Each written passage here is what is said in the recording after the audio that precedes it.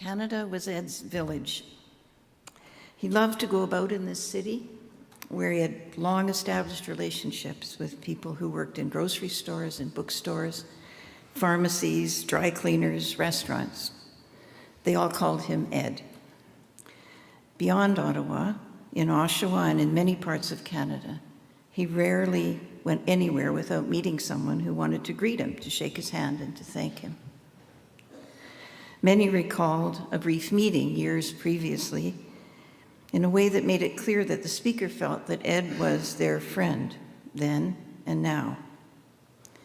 I think this is a room full of people who feel that way. In public or in private, Ed had a remarkable capacity to extend empathy and good-humored support to strangers. He respected them, and he wanted to know what they thought. Then there was his strength. Like many of you, I've been missing Ed deeply. So, like you do, I took to looking up video clips of his various speeches and interviews over the years, just to see and hear him again.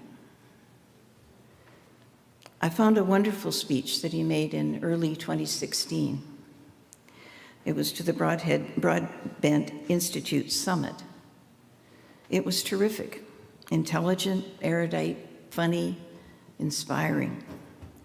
Mostly he addressed the younger generation, bracingly. Ed gave that speech 2 months after he had lost a second wife to cancer. He nursed each of them, Lucille and Ellen, to the end. When he gave that speech, he must have been living with terrible, redoubled sorrow. Yet at the age of 80, he found the strength to bring the force of his intelligence and commitment to speak to current activists and to future movement leaders. That strength, forged from commitment and love, is a powerful legacy to the next generation. His other gifts were vision, a shining vision of how a future in which all the citizens of the world could have peace and security, and his joyful confidence in the power of the younger generation to make this happen.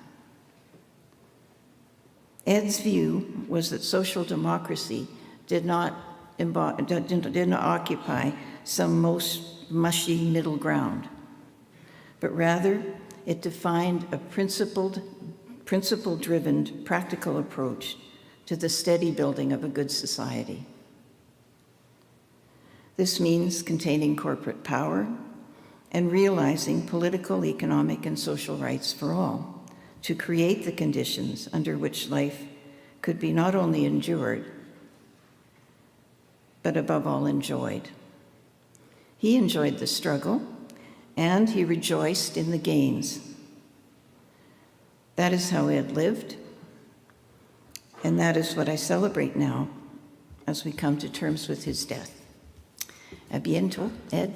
Merci tout le monde.